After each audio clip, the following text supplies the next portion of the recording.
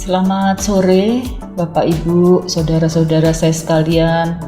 Saya Dr. Lely Setiawati dari Rumah Sakit Sanglah Denpasar. Hari ini saya ingin memberikan satu edukasi tentang gangguan jiwa. Seperti kita ketahui, gangguan jiwa itu banyak jenisnya.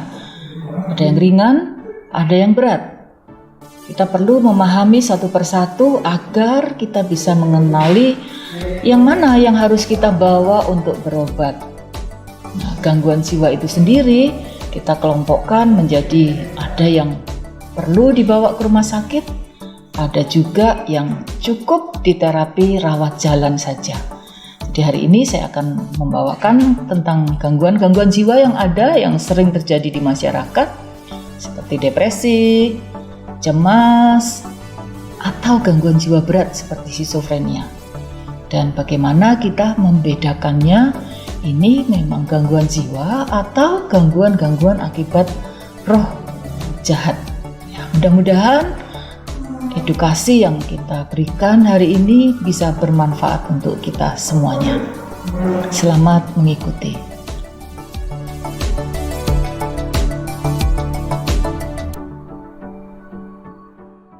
Selamat siang semuanya.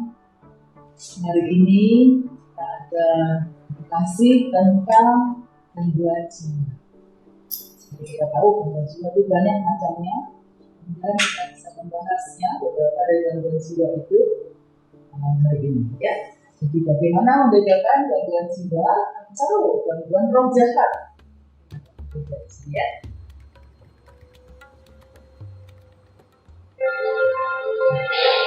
Gangguan jiwa seringkali benar-benar mengejutkan kita karena mendadak sekali terjadi.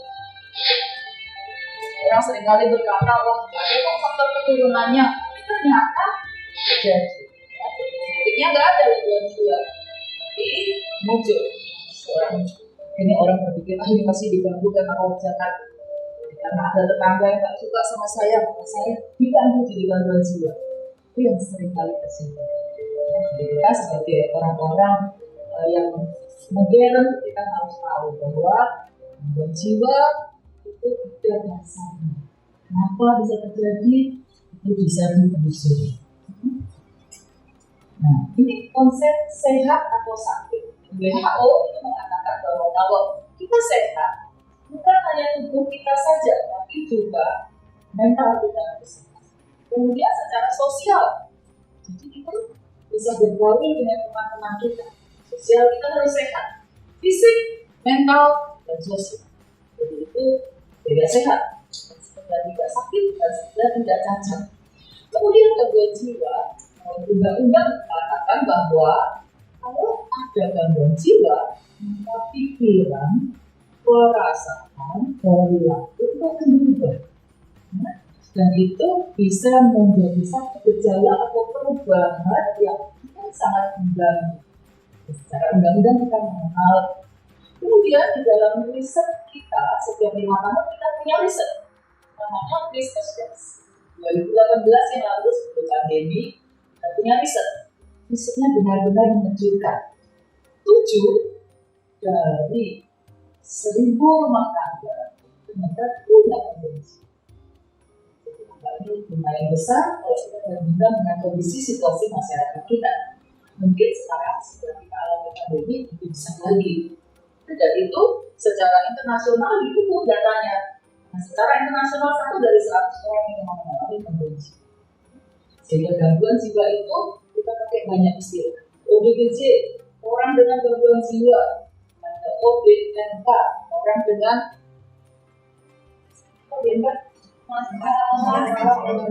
orang dengan masalah kejiwaan. Apa bedanya ODGJ dan ODNK? Lebih ringan, sedikit lebih berat. Jadi kita bedakan bagaimana mereka yang punya gangguan emosional, bagaimana mereka yang stres, dan seperti itu. Nah, ini angka yang didapat oleh Risk. Jadi dari penduduk yang usianya 15 tahun ke atas, ternyata didapati angka hampir 20% mengalami gangguan mental emosional. Besar ya, menunjukkan kita karena Yang tertinggi ternyata Sulawesi Tengah. Nggak ingat? 2 tahun, 2019, 3 tahun yang lalu, Sulawesi Tengah terjadi bumi, tsunami juga, likuifaksi juga. Ya, jadi memang begitu banyak stres, beban tanah yang membuat gangguan mental emosional tinggi. Kenapa di tempat lain kok kecil, hanya 3,6? Jadi itu tidak seluruhnya melaporkan kasus-kasus gangguan jiwa, ya, sehingga didapatkan angka di tengah-tengah itu 9,8 itu angka Indonesia. Bali lebih di tengah, tapi 10. Nah, angka ini harus terus menjadi batasan bahwa kita tidak boleh sampai dengan gangguan jiwa. WHO mencanangkan ada 8 kriteria sehat jiwa. Cek satu persatu. Sudahkah kita sehat jiwa? Kriteria yang pertama adalah kita dapat menyesuaikan diri. Orang yang bisa menyesuaikan diri dengan situasi lingkungannya lebih sehat. Kalau kita susah menyesuaikan diri, ada nih, kita sedang tidak bersih. Jadi ada 8 yang seringkali menjadi perdebatan kita yang nomor 3. Lebih puas memberi daripada menerima. Ya, jadi yang suka minta, kita juga lebih sehat. Kita harus rela memberi dibanding menerima. Jadi 8 kriteria WHO itu, jadi kita renungkan satu persatu. Kalau ini kita bisa terapkan dengan baik, maka kita adalah orang yang sehat. Ini gangguan jiwa yang seringkali dianggap mungkin schizophrenia. Gangguan jiwa yang paling berat itu schizophrenia. Ada schizoafektif, perpaduan antara schizophrenia dan gangguan afektif. Ada depresi berat, bipolar, dan satu lagi yang sering disalah mengerti orang adalah epilepsi. Nah, ini kriteria kalau kita di puskesmas, jadi bekerja di unit-unit layanan kita, ada kelompok 6 ini yang harus kita screening. 1, kalau dia tidak ada gangguan fisik, tapi mengeluh sakit terus. Jadi screening, jangan-jangan fisiknya memang sehat, tapi gangguan jiwa, gangguan mental. Terus yang kedua adalah pasien yang datang berkali-kali. Hari ini datang, minggu depan datang lagi, hari datang lagi, sampai dokternya dosis. Pasien yang datang berulang kali, maafkan mereka, screening mereka, jangan-jangan mereka memang punya gangguan jiwa. Pasien yang dengan keluhan berkali-kali, sekarang keluhannya kepala, besok punggung, di lain kali di tangan kiri, besoknya di tangan kanan, kaki, tidak henti-hentinya keluhan itu. Atau pasien yang dengan keluhan beda-beda, yang diganti keluhannya. Pasien yang emosional, yang kelima, dan satu lagi pasien yang jelas menunjukkan gangguan jiwa atau ini master card ini ada di puskesmas. Jadi kita perlu memprioritaskan kalau ada 1, 2, 3, 4 depresi, orang-orang yang berusaha menyakiti diri atau berusaha membunuh diri, mereka yang cemas, dan mereka yang psikosis. Kita akan lihat satu persatu. Ya, sekarang kita lihat tentang depresi. 10 gejala ini adalah petanda bahwa kita sedang mengalami depresi. Kalau di DPDGJ, kalau penggolongan gangguan jiwa, ada 1, 2, 3 itu adalah trias depresi. Jadi kalau 3 itu harus minimal ada 2. Dari 3 ada 2. Maka kita mengatakan itu sudah mulai depresi. Kemudian sisanya 7 gejala yang berikutnya itu tambahan, jadi sekunder. Kalau itu ada 2, baru kita sebut itu depresi. Jadi 1 sampai 3 ada 2, 4 sampai 10 minimal. Kalau lebih banyak lagi, lebih berat. Jadi kita lihat ada gejala yang kelihatannya sederhana. Misalnya nomor 3, sering sekali orang datang dengan keluhan mudah lelah. Itu saya capek banget ya, saya nggak berminat kerja, saya nggak kuliah hari ini. Jangan-jangan ada depresi. Ya. Kemudian ada lagi gejala yang sering kali datang pada seseorang, gangguan konsentrasi. Baru baca, lupa ya di depan ada apa? salah meletakkan benda. Kunci di mana kunci? Hari Senin baju putih gimana? Semua kita susah ingat karena konsentrasi. Kemudian ada gangguan tidur, gangguan makan, itu jangan diartikan yang nggak suka konsentrasi, yang nggak bisa tidur. Karena bisa juga gangguan tidur berlebihan, tidur aja sepanjang hari. Kalau bisa bangun deh, bisa. Atau gangguan makan, makin stres, makin dan yang ke-10 itu berbahaya sekali karena perasaan ingin mati, ingin mencelakai diri. Ya. Kita lihat satu persatu gejala yang dikelompokkan seperti ini. Jadi kalau gangguan depresi biasanya minimal ada 2, moodnya terganggu atau kognitifnya. Pada saat gangguan mood itu orang bisa mengalami yang namanya perubahan harian. Pagi bangunnya nggak enak, siang lebih enak, sore makin enak, malam baru segar. Malam kan harus tidur. Sehingga sering orang yang depresi sudah malam, baru dia memulai kegiatan. Tugas, laporan, atau lihat jam dulu di jam 2. Karena tidurnya sudah jam 3, jam 4, bangunnya mungkin nggak kayak teman-teman yang lain bangun jam 6, jadi bangunnya kesiangan. Siklus itu akan terus berulang kalau memang tidak baik. Dalam mood simptom ada juga pikiran untuk mati. Jadi suicide, ide-ide yang muncul di benak seseorang itu tertanda bahwa dia sedang mengalami gangguan mood. Kemudian gangguan kognitif juga. Tadi saya bilang ada susah konsentrasi, memorinya terganggu, kemudian juga dia lambat sekali berpikir, lambat memberi keputusan, tapi banyak nanti. Padahal ternyata dia susah sekali mengambil keputusan. Nah, selain 2 gejala tadi, ada satu lagi gejalanya di bodinya kita, tubuhnya kita. Ya. Kalau orang-orang sudah menikah, mungkin mereka akan mengeluhkan, saya kok gak nafsu lagi, saya gak kepengen berhubungan sama istri saya. Terus kepinginnya sama siapa? Ya enggak. Bukan berarti saya selingkuh, dok, enggak. Tapi memang saya tidak ada mood sama sekali berhubungan seks. Jadi itu body symptom. Ada konstipasi di situ, ada sakit kepala, begitu banyak gangguan-gangguan yang ada di tubuh seseorang, depresi. Ya. Kalau sudah makin parah, maka yang terjadi adalah psikosis.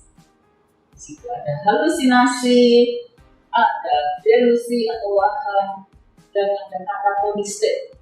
Benar-benar nggak perlu bergerak, duduk diam saja. Sehingga dia salah mengartikan, jangan-jangan dia schizophrenia. Ini sudah masuk ke katatonistik. Nah, kalau orang itu menyakiti dirinya, berusaha untuk bunuh diri, hati. Kita benar-benar harus bertanya, kenapa Bapak Ibu beneran mati? Kayaknya kalau saya mati, emangnya saya bisa bersatu sama pasangan saya. Orang seperti itu. Atau mereka berusaha untuk merencanakan sesuatu. Jadi baru berpikir, kemudian berharap ya. Kata satu berharap, mudah-mudahan saya tidur tidak usah bangun lagi. Atau berharap namanya. Depresi juga, pengen mati juga. Yang kedua adalah merencanakan. Sudah merencanakan. Yang ketiga, sudah melakukan dan tindakan. Ya. Kemudian masih ada 2 kriteria yang lain. Apakah ada riwayat? Dulu pernah. Sekarang yang kedua, sekarang yang ketiga. Orang sekarang yang ke-7, dok, saya mau bunuh diri tak mati-mati. Memang nggak boleh mati. Artinya perlu ketemu sama dokter, ibu yang ada di media pelayanan kita. Ya. Kemudian yang kelima, apalagi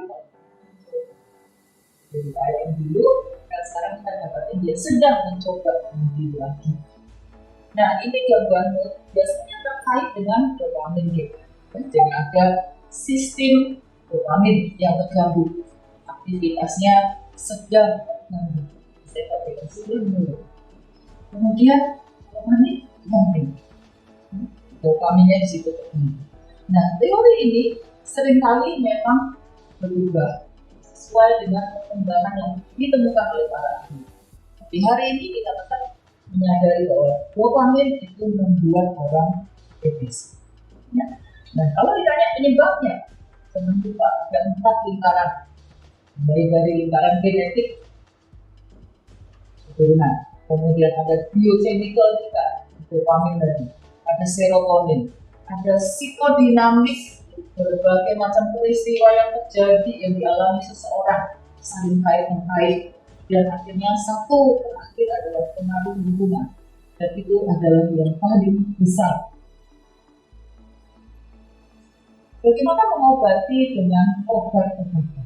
Jadi secara farmakoterapi kita perlu memberi awareness seseorang bahwa depresi itu proses di tadi ya, di dalam tubuh kita ada yang salah, sehingga kalau kita kasih obat dia akan membaik.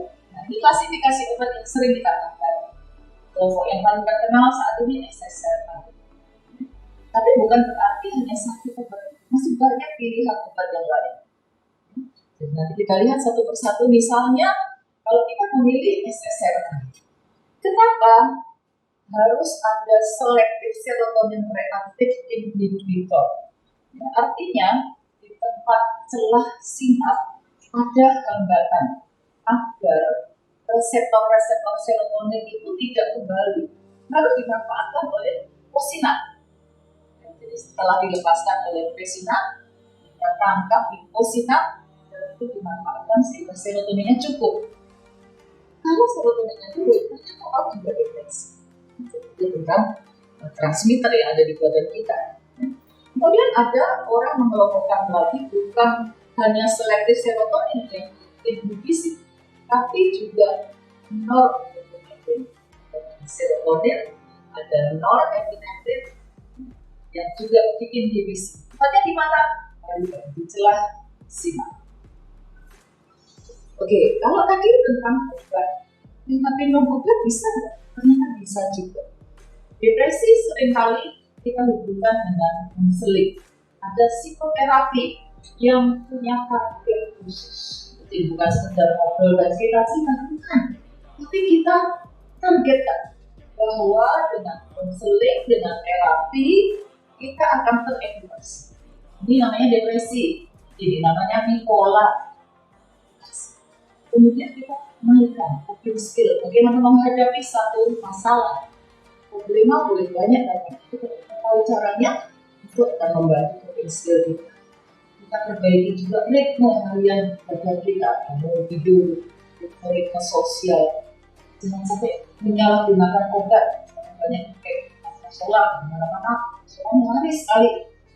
Jangan, itu bukan obat yang tepat untuk depresi. Jadi kita edukasi benar-benar, sehingga orang yang di depan kita, pasien kita itu bisa menyadari, saya mengalami depresi, saya perlu bantuan, sehingga banyak hal yang bisa teratasi. Ya. Jadi kalau kita tidak memakai obat-obatan, yang dilakukan adalah psikoedukasi, kemudian juga psikoterapi yang kita support supaya dia tidak terus menderita, tidak terus merasa sendirian. Psikoterapi support. Kemudian ada juga interpersonal, bagaimana hubungan kita dengan orang lain itu diperbaiki. Ada perbaikan kognitif. Orang yang tadi depresi kan turun nih, konsentrasinya, kognisinya semua turun. Perbaiki dengan kognitif, behavior therapy, ada dinamik terapi, ada fokus pada family-nya. Karena depresi tidak bisa terlepas dari situasi keluarganya. Kemudian kita juga lakukan terapi interpersonal dan berbagai hubungan sosial. Jadi secara kesimpulan, kita bisa tahu ada depresi, ada bipolar, ya. Kemudian diagnosis, sebenarnya juga mirip-mirip, sering salah. Kalau kesalahan itu terjadi, manajemen terapi kita pasti jadi salah juga. Kalau kita tidak bisa segera memberikan terapi dengan baik, maka sambil ngantuk lama sekali. Dan kita tidak bisa meningkatkan kualitas hidup pasien. Ini gambaran orang-orang yang depresi, yang kadang-kadang bisa ceria kembali, berubah-ubah ya. Tapi tetap kita berharap mereka bisa mempertahankan kualitas hidupnya. Baik, ada yang ingin ditanyakan mungkin dari penerangan edukasi tentang depresi tadi? Ya, silakan disebutkan nama ya, kita saya kenal ya. Ya, oke silakan. Boleh berdiri, nggak apa-apa. Saya Dokter Abu.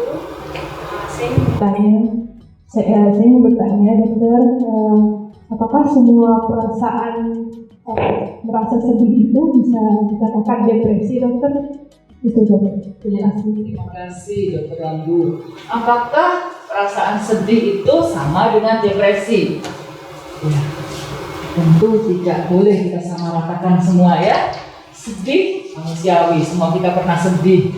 Tapi sedihnya orang depresi itu memenuhi kriteria tadi itu yang 1 sampai 10. 2 kriteria terpenuhi minimal di atas ya, jadi dari tidak semangat hidup, tidak bertenaga, dan satu lagi wajahnya penuh kesedihan.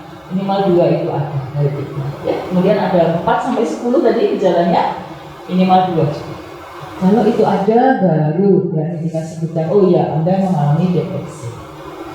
Oke, terima kasih. Silakan siapa lagi yang ingin bertanya? Iya, silakan. Boleh pakai mic-nya, disebutkan namanya.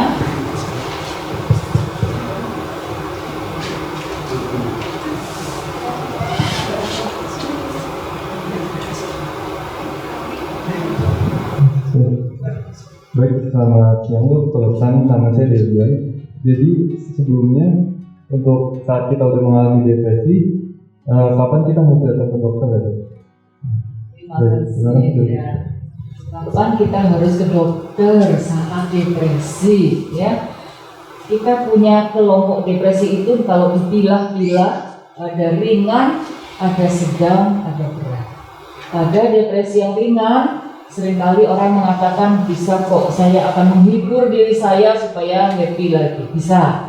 Ya, tetapi kalau sudah tingkatannya sedang dan berat, itu membutuhkan pertolongan profesional. Ya, jadi mereka yang ke dokter biasanya yang sudah mencapai tahapan sedang dan berat. Ya, berat itu juga dibagi 2, karena ada berat dengan psikosis yang berat sekali namanya ya, atau berat tanpa gejala psikosis. Ya, jadi setelah tingkat sedang, silakan mencari pertolongan. Ya, terima kasih. Ada lagi kan yang bertanya? Ya, satu lagi, silakan. Izin dokter, nama saya. Boleh, silakan pakai mic-nya biar lebih terdengar. Izin dokter. Nama Saya Cindy Andika.